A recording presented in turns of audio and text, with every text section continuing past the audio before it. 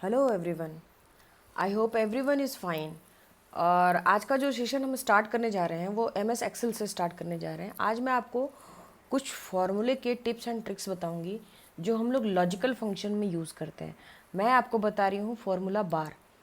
ठीक है, मैंने आपको पेज लेआउट तक बताया, सारी सीक्वेंशियल वीडियोस हैं, आप देख सकते हैं। अगर आपको नहीं मिल रही है तो आप मेरे डिस्क्रिप्शन बॉक्स में जाएं, वहाँ पर सबकी आपको लिंक मिल जाएंगे, आप उसको देख लें। आज मैं आपको जो बता रही हूँ ये एक टैब के बारे में बता रही हूँ जो लॉजिकल फंक्शन है। आपके सामने मैंने एक टेबल सी बना रखी है, कुछ आधी अधूरी सी टेबल बना रखी है, जैसे कि रोल नंबर मैं आपके सामने ड्रैग करना चाहती थी। यहाँ पर मैंने लिख रखा है कि जो रोल नंबर है वो 1201 1202 ऐसे करके सीक्वेंस बना रखे हैं। अब मैं क्या करूँगी, इसको मैं ड्रैग कर दूँगी। तो हमारी पूरी की पूरी 8 स्टूडेंट्स हैं, जिसमें मैंने अमन, रोहन, मोहित, सालू, श्वेता, मिंटू, तरुण, मनीषा ऐसे करके नाम रख रखे हैं। ये मेरे स्टूडेंट्स हैं जिनके मैंने नाम रख रखे हैं। तो आपने यहाँ पर बीसीए, सारे बच्चे बीसीए में हैं तो मैंने बीसीए डाल रखा है। ये इनके हिंदी के मार्क्स रिस्पेक्टिवली नेम के लिए, जैसे अमन का इंग्लिश का, एसएसटी का मार्क्स, सोशल साइंस का मार्क्स, साइंस का मार्क्स। अब मुझे टोटल एक फंक्शन लगाना है। टोटल में मैं सम करना चाहती हूँ, तो मैंने इक्वल लगाया, सम लगाया, ब्रैकेट लगाया। इसको मैं ड्रैग कर दूंगी। पूरा का पूरा वैल्यू हिंदी से लेके साइंस तक मैंने सेलेक्ट कर लिया। मैं इंटर प्रेस कर दूंगी। उसके बाद से मैं इसको नीचे तक ड्रैग कर दूंगी, तो ये सभी का सम ऑफ वैल्यू निकल जाएगा, मतलब सबका टोटल निकल जाएगा। इसके बाद से मुझे एवरेज निकालना है। ऑन एन एवरेज हम कैसे मार्क्स निकालते हैं, जितना भी मेरा टोटल नंबर है divided by number of the subjects. जैसे कि मैंने यहाँ पर आपके 4 सब्जेक्ट्स लिए हैं, तो आपने डिवाइडेड बाई 4 कर दिया, equal to total divided by 4। अभी मैं आपको एक एवरेज से निकाल के दिखाऊंगी, जो कि एवरेज का फीडेड फॉर्मूला है इसमें हमारे एसक्यूएल में। तो आपने क्या किया, एवरेज लिखा, इसके बाद से आपने ब्रैकेट लिया। ब्रैकेट में हमने क्या किया है, यहाँ से पूरा जो भी आपका हिंदी, इंग्लिश, एसएसटी, साइंस तक का मार्क्स था, इसको आपने सेलेक्ट करा, ब्रैकेट लगाया और आपने इंटर कर दिया। तो ये आपका ऑन एन एवरेज मार्क्स निकल जाता है with the formula of average, जो कि आपका इसमें फीडेड है एक्सेल में। मुझे रैंक निकालनी है, जैसे कि टोटल 10 बच्चे हैं या और भी ज़्यादा बच्चे हैं, तो इनका रैंक का क्या फॉर्मूला है, क्लास में पोजीशन। तो आपने इक्वल टू रैंक लिखा, ब्रैकेट बोल रहा है किस नंबर की रैंक निकालनी है, इस वाले नंबर की रैंक निकालनी है। आपने कॉमा लगाया, कॉमा लगा के आप पूरे के पूरे अपनी लिस्ट जो एवरेज है उसको आपने सेलेक्ट कर दिया। इसके बाद आप क्या कर रहे हैं, या एवरेज ले लें या टोटल ले लें, टोटल से भी निकल जाएगा। आपने ब्रैकेट लगा दिया। देखिए इसमें डॉलर नहीं लगा है, यहाँ पर देख रहे हैं ना M9 to M16 में डॉलर नहीं लगा है। अगर आपको डॉलर लगाना है, पहले तो मैं आपको इसका रिजल्ट दिखा दे रही हूँ। 6 रैंक आ रही है इसकी। तो यहाँ पर मेरा फॉर्मूला बार पे आप देखें तो ये वैल्यू लिखी पड़ी है कि आपका इक्वल टू रैंक आपने वो लिया, आपका एवरेज में कितना नंबर था उसको सेलेक्ट कर लिया सेल को, और उस सेल से लेके आपके जितने भी बॉटम सेल्स हैं सभी को आपने सेलेक्ट कर लिया।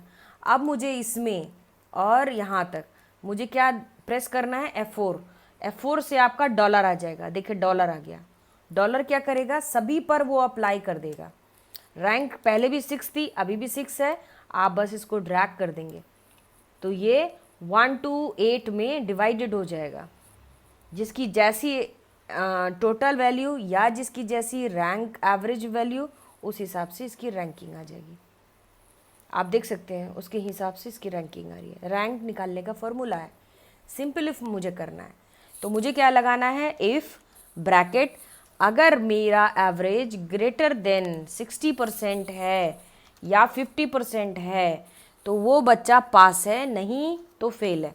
तो आपने लिखा equal to if, cell choose करा, ग्रेटर देन 50%, फिर आपने नीचे कॉमा लगाया, डबल कोट्स में हम लिख देंगे पास, डबल कॉमा में हम पास लिख देंगे।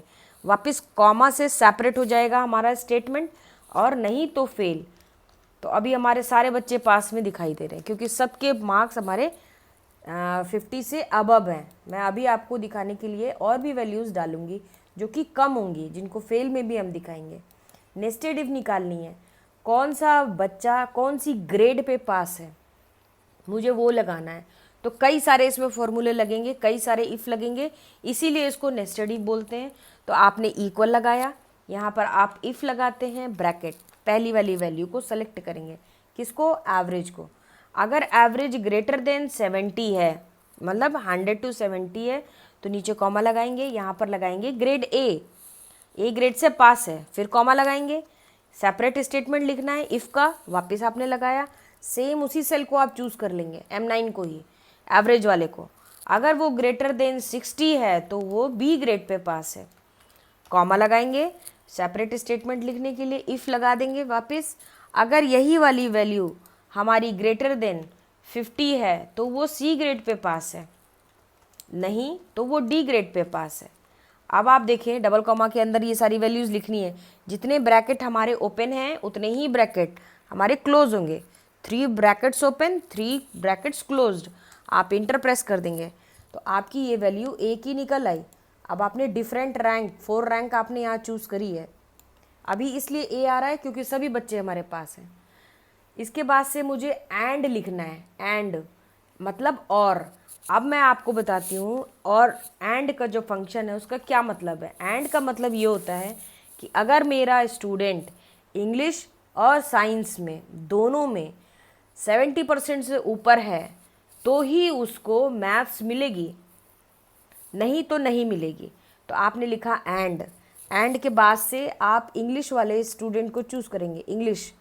अगर इंग्लिश ग्रेटर देन है 70% के, कॉमा, अगर साइंस में भी वो 70% से ऊपर है, दोनों में पास होना 70% से ऊपर ज़रूरी है, तभी उसका रिजल्ट ट्रू में आएगा, नहीं तो फॉल्स में आ जाएगा। मोर देन 1 कंडीशन इसमें लिख सकते हैं, मोर देन 2 कंडीशंस, मैं आपको सिर्फ 2 कंडीशंस लगा के दिखा रही हूँ। और एंड में सारी की सारी कंडीशंस हमारी ट्रू होनी चाहिए तो ही उसका रिजल्ट ट्रू में आता है, नहीं तो उसका रिजल्ट फॉल्स में आता है। पहले वाले स्टूडेंट का 67 नंबर था, उसको मैथ्स नहीं मिल पाएगी। और का मतलब होता है कि कोई भी कंडीशन इसकी एक भी अगर कंडीशन ट्रू होगी तो इसका रिजल्ट ट्रू में आएगा। जैसे उसको इंग्लिश में भी 70% चाहिए, कॉमा, उसको एसएसटी में भी 70% चाहिए, कॉमा, उसको साइंस में भी 70% चाहिए, तो पहला वाला भी हमारा ट्रू आ जाएगा। मोस्टली इसका रिजल्ट और का आपको ट्रू में मिलेगा क्योंकि कोई भी कंडीशन, मल्टीपल कंडीशन से कोई भी एक कंडीशन हमारी ट्रू में होनी चाहिए। नॉट का मतलब होता है ऐसा नहीं हो, तो आपने लिखा इक्वल टू नॉट, ब्रैकेट लगाएंगे। किसी भी सूरत में जो बच्चा है वो हिंदी में फेल नहीं होना चाहिए क्योंकि ये हमारे कंपलसरी सब्जेक्ट्स हैं, हिंदी पास होना ज़रूरी है। फेल का मतलब पूरे में फेल। तो आपने यहाँ पर वैल्यू आपने 59 दी थी, मैंने लेस देन 50 चेक करा है, तो अभी हमारी ट्रू है। अब मैं आपको इसी से रिलेटेड एक रिज़ल्ट ऐसा दिखाती हूँ जो कि मेरी इन कंडीशंस को ट्रू ना करे। तो मैंने अगली हेडिंग डाल ली, मैं कोई और दूसरे बच्चे का नंबर डालती हूँ और BCA ये भी का है। इसके मार्क्स बहुत कम हैं, हिंदी में भी कम है, इंग्लिश में भी कम है। तो ये देखिए आप, यहाँ पर रैंक आपको ड्रैग करना पड़ेगा तभी आएगा ये, है ना। और ये देखिए ये फेल हो गया, यहाँ पर डी ग्रेड है, ये भी आपका रिजल्ट फॉल्स में आ रहा है क्योंकि कंडीशन सेटिस्फाइड नहीं हुई। एक और लिखूँगी मैं कंडीशन यहाँ पर। रैंक आपका इसलिए NA आ गया क्योंकि आपने सेल को कम सेलेक्ट किया था, बस, और कुछ नहीं है। मैं आपको एक बार दोबारा से भी सेलेक्ट करके दिखा दूँगी। 1210 एक और स्टूडेंट का नंबर लिखूँगी मैं, आशु का, जो कि ये भी हमारा BCA में ही है, और इसका भी मैं कम नंबर कर दूँ। किसी में ये फेल है, कोई एक अटैम्प्ट नहीं किया, तो ये देखें आप, इसका B ग्रेड। अगर आप ऊपर के जो नंबर्स हैं उसमें आप अगर कम कर देते हैं नंबर तो आपका यहाँ पर भी C ग्रेड दिखाने लगेगा। आपको B ग्रेड में भी लेके आना है तो आप B ग्रेड में, हमारा 60 से ऊपर के नंबर थे, तो अगर 60 to 70 में अगर आपने नंबर यहाँ पर डाला तो आपको फ्लक्चुएशन यहाँ पर दिखाई देगा। देखिए आपका A grade, B grade, C grade और D ग्रेड। आपका ये जो रैंकिंग नहीं आ रही है, तो जो मेरा ये वाला फॉर्मूला था ना, यहाँ पर हमारी जो वैल्यू थी 16 तक हमने ली थी, अभी मैंने वैल्यू कितनी लिखी है, 18 लिखी हुई है। आप यहाँ पर 8 ले लें तो अब आपका 18 में चेक करेगा। अब आप इसको ड्रैग करेंगे ना तो ये वैल्यूज़ ड्रैग भी हो जाएंगी। यहीं से हम ड्रैग कर देते हैं 18, ये देखें 9th पोजीशन और 10th पोजीशन। तो इस तरीके से हम लोग एक लॉजिकल फंक्शन करते हैं। यहाँ पर क्या है कि अब आपको मुझे अभी बताना है नेक्स्ट इफ़ एरर में आपने एक कोई फर्स्ट नंबर लिखा। कभी कभी हम फर्स्ट नंबर और हम सेकंड नंबर लिख देते हैं। तो फर्स्ट नंबर में हमने कुछ ऐसे नंबर लिख लिए, कुछ भी number, 0 is also a number, है ना। तो अगर जो मेरा नंबर है उसको मैंने किसी नंबर से डिवाइड करा, तो अगर आप 0 से कोई भी नंबर को डिवाइड करते हैं तो क्या होगा कि वो इनफाइनाइट रिजल्ट जाता है।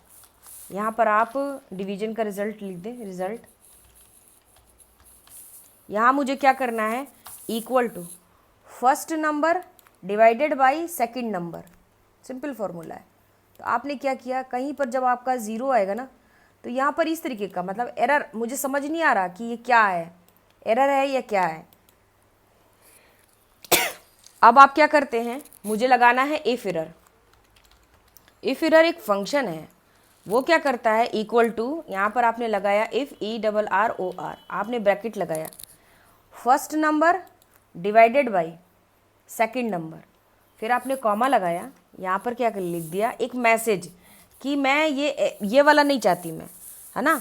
आपने लिखा कि सेल कंटेनिंग एरर, एक मैसेज डाल दिया कि कुछ एरर है।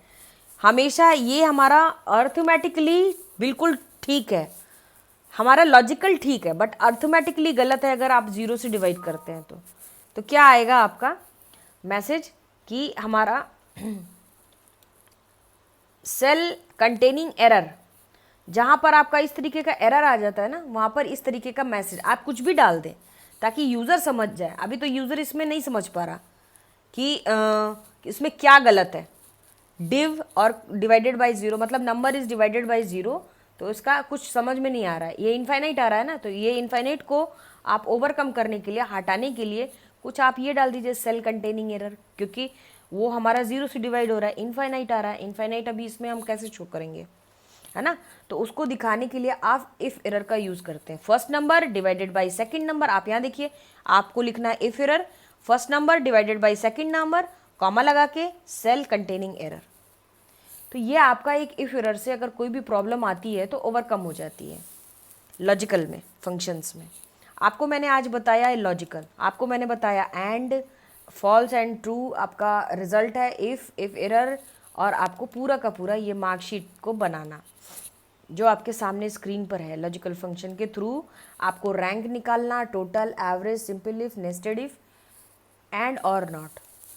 तो डू वॉच माई चैनल ये वीडियो, और अगर आपको पसंद आए तो प्लीज़ आप इसको लाइक करें। फर्स्ट न्यू है तो आप इसको सब्सक्राइब करें, और अगर कुछ भी समझ में नहीं आता या कुछ और आपको पूछना है तो प्लीज़ आप कमेंट करें।